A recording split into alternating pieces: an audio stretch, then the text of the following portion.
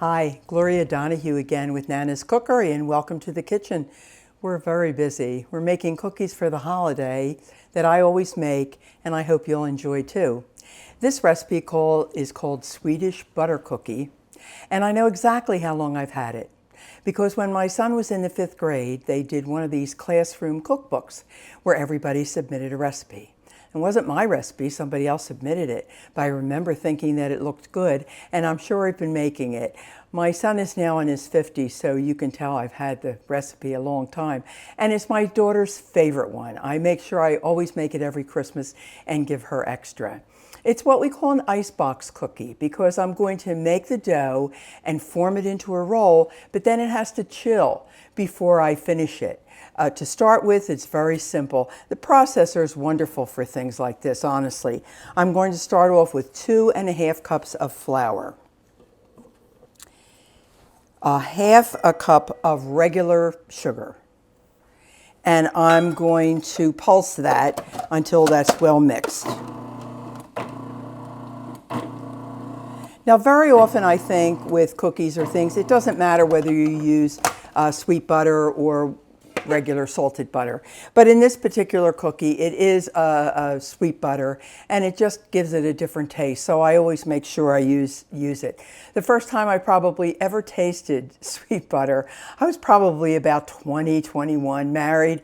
We went to my husband's boss's house for dinner. His family was Jewish, and it's probably the first time I ever tasted sweet butter, and I think maybe pumpernickel bread too. There were things I just never heard of. And of course, as we progressed and went through life, we started eating all different kinds of foods, and it's been quite an adventure. So I've pulsed that. I cut the butter into smaller pieces, and I'm not going to put it all in at once because I don't want it to glom onto itself. So I want to keep it separated. So I'll put some in, pulse it, and then put some more in and pulse it.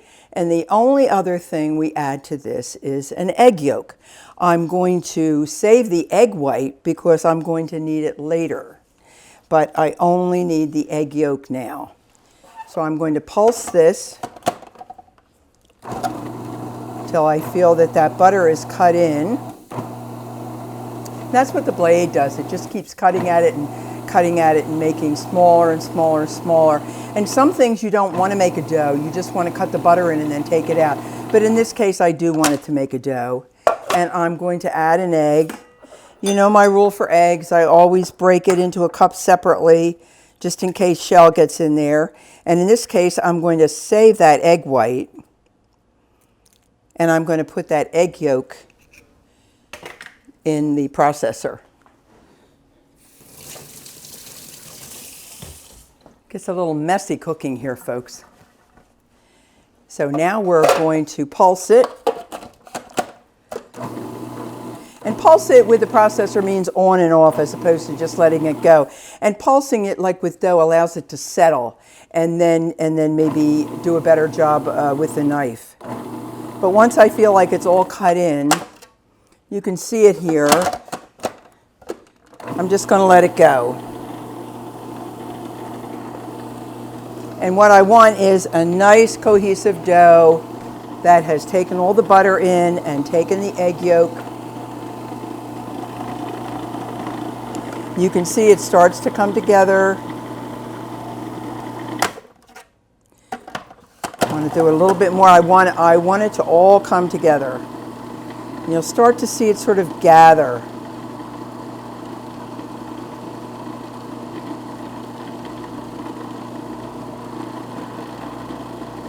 See how it changes? See how that dough is now moving as one piece? So I'm just going to give it okay, now I'm going to take it out. I'm going to take it out of the processor, and I'm going to have to shape it. See, now what happens is some of it has not quite gone together, but it's all well mixed. You can see that that's a cohesive mixture, and that's what you want in a dough. You want to make sure that everything is incorporated.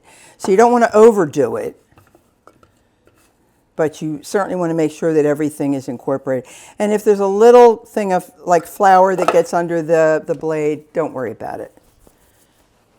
Now it says form it into, again, every recipe is different and it tells you what to do. And this tells you to form it into rolls about 1.5 inches around. So I'm going to roll it. I'm going to take off a little, I think. Easier for me to work with.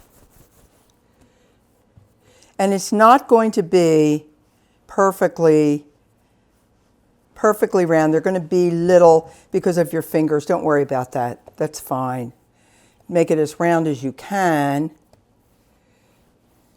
And again, what you're interested in for the finished size is, if I were to cut it there, what size would that cookie be?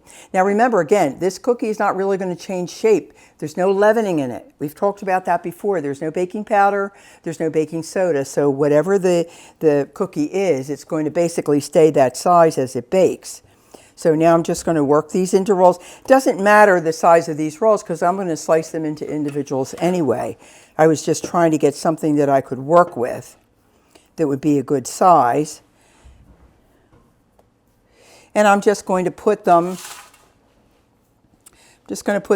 on this tray for a while and put it in the refrigerator. And then when I feel they're firm enough, I'm going to take them out and finish them. Now you want them to be firm enough to slice, but if you've let them go too long and now they're really firm, and when you start to cut they almost start to crack because it's too, just bring them out and let it sit for a while on the counter until it gets to the temperature you want. But see, this would be too soft. If I went to cut this right now, that whole thing would collapse. You know, each piece would just flatten, and you don't want that. So you want the dough to go in the refrigerator and get firm enough so that when you slice it, it stays in that slice. I'm going to put it in the refrigerator, and I'll see you in a bit. Hi, we're back again with the cookies that we put in the refrigerator to get cold enough to cut so that they would keep their shape. And the way we finish these cookies before they go in the oven is to brush them with beaten egg white. Isn't this a cute little whisk? I got this in South Africa last year. And you can use a little whisk or a fork. And what you want to do is you want to break up that egg white so it'll be not quite as mucousy and it'll spread better. And I'm going to brush the cookie rolls with this, and I'm going to put it on a flat surface, and I'm putting cinnamon sugar, and it's 3 to 1. This is a tablespoon of cinnamon to 3 tablespoons of sugar. And if you find you need more, then just mix more, but do it 3 to 1, 3 times sugar to 3 times the cinnamon.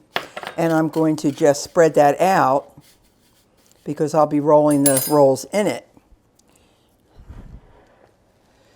So I'm going to just brush them, and that will help that mixture stay on them.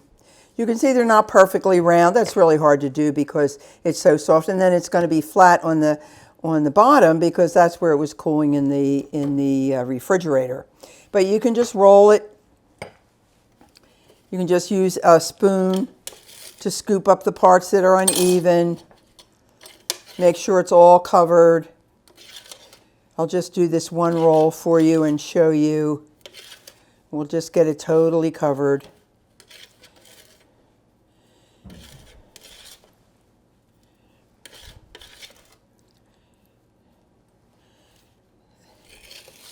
It takes a little longer than you think because just rolling it is not really enough because it's not all even. So there it is. And now I'm going to take a cutting board and I'm going to slice that into about 1/4 inch. And then that's going to cook at 375, no, 1/2 inch slice, sorry, and for about 375 for about 10 to 12 minutes.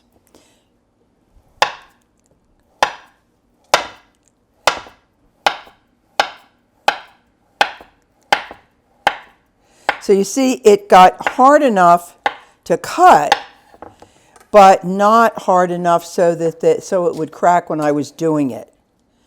And now I just put it on the cookie sheet, 375 for 10 to 12 minutes. And we'll see you when they're done.